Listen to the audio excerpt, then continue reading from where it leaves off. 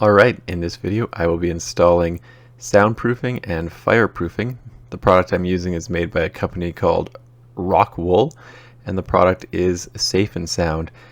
Now, soundproof and fireproof is a bit of a stretch. It is more fire resistant and sound absorbent, and basically it takes up the space in your wall or ceiling so that fire doesn't propagate through it, and also it helps deaden the sound by reducing vibrations. To do this, all you need is a tape measure and a bread knife. Works the best, I found, and this is just a cheap dollar store bread knife with micro serrations, which I find cuts through the product a little easier. I'm already partially started on this. The first thing I did was install the metal furring channel across the floor joists, and then I install the Rockwool product and drywall.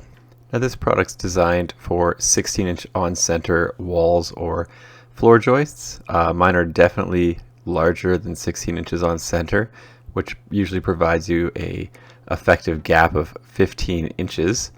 And this results in me not being able to just slide each of the Rockwool bats into the ceiling joists as you normally would if you were actually using 15-inch on-center measurements.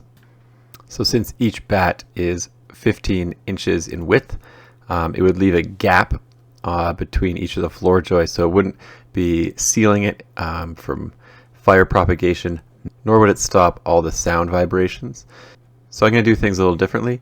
I'm going to measure the distance between the oriented strand board in the floor joists, which is 18.5 inches, and then I'm going to cut each of the Rockwool bats to 18.5 inches and essentially install the product sideways. It is a little bit more time consuming, but I'm getting a much tighter fit.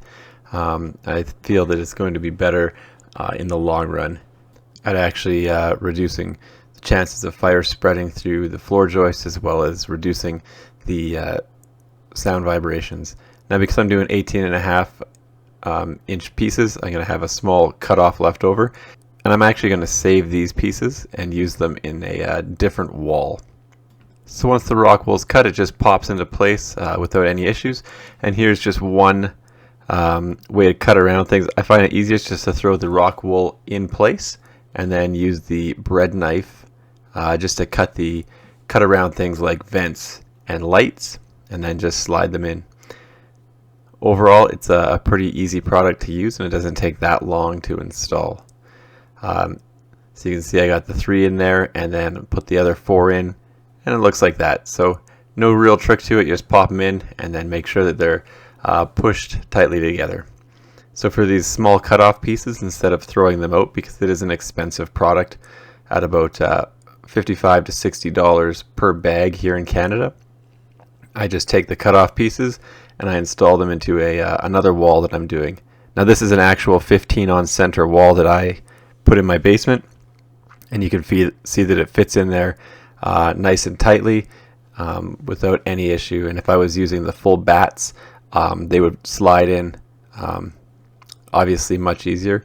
But I have no issues with this. Just slide the cutoffs in and make sure that they're tight vertically, just like that. So there it is with the drywall on. Obviously, you can't really tell that the Rockwool is installed. However, I find that it really makes a big difference in sound vibrations. And there it is with another sheet of drywall on and with the actual pot lights installed. Anyway, thanks for checking out my video. Don't forget to like and subscribe.